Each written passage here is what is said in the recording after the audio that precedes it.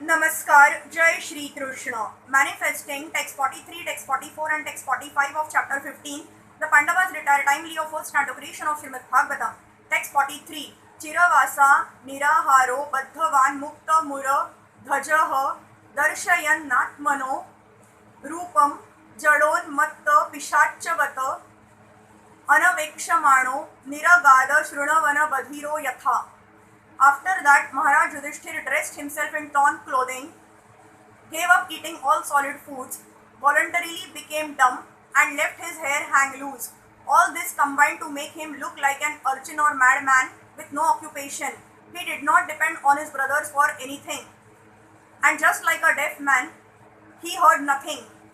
Thus, being freed from all external affairs, he had nothing to do with imperial life or family prestige, and for all practical purposes, he posed himself exactly like an inert, mad urchin and did not speak of material affairs. He had no dependence on his brothers, who had all along been helping him. This stage of complete independence from everything is also called the purified stage of fearlessness. Text 44. Udichim pravivesha sham gata purvam mahatma bhiha rudi brahma param dhyayayan navartet yato gataha. He then started for the north, treading the path accepted by his forefathers and great men, to devote himself completely to the thought of the Supreme Personality of Godhead, and he lived in that way wherever he went. It is understood from this verse that Maharaj Yudhishthir followed in the footsteps of his forefathers and the great devotees of the Lord. We have discussed many times before that the system of Varnashrama Dharma, as it was strictly followed by the inhabitants of the world, specifically by those who inhabited the Aryavarta province of the world, emphasizes the importance of leaving all household connections at a certain stage of life.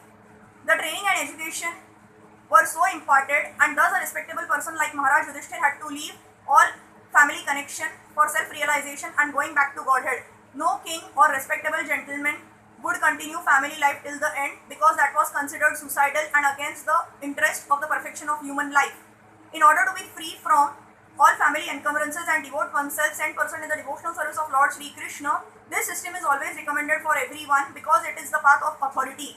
The Lord instructs in the Bhagavad Gita 18.62 that one must become a devotee of the Lord at least at the last stage of one's life. A sincere soul of the Lord like Maharaj Yudhishthir must abide by this instruction of the Lord for his own interest.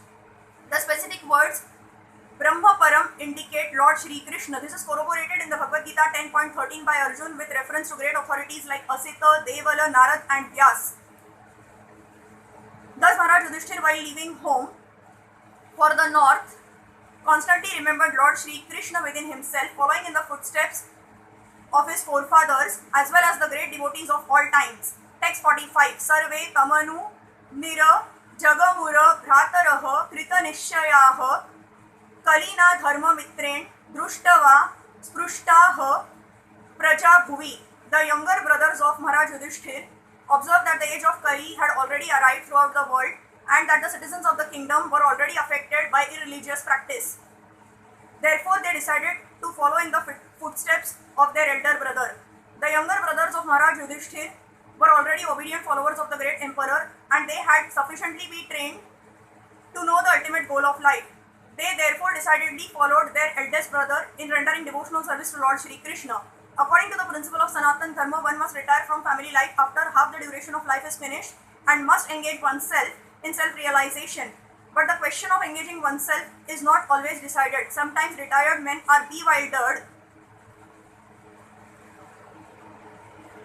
about how to engage themselves for the last days of life. Here is a decision by authorities like the Pandavas.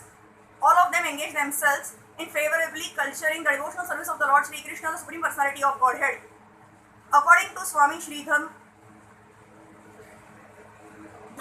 Artha, Kam and Moksha or fictive activities, philosophical speculations and salvation as conceived by several persons are not the ultimate goal of life. They are more or less practiced by persons who have no information of the ultimate goal of life. The ultimate goal of life is already indicated by the Lord himself in the Bhagavad Gita 18.64, and the Pandavas were intelligent enough to follow it without hesitation.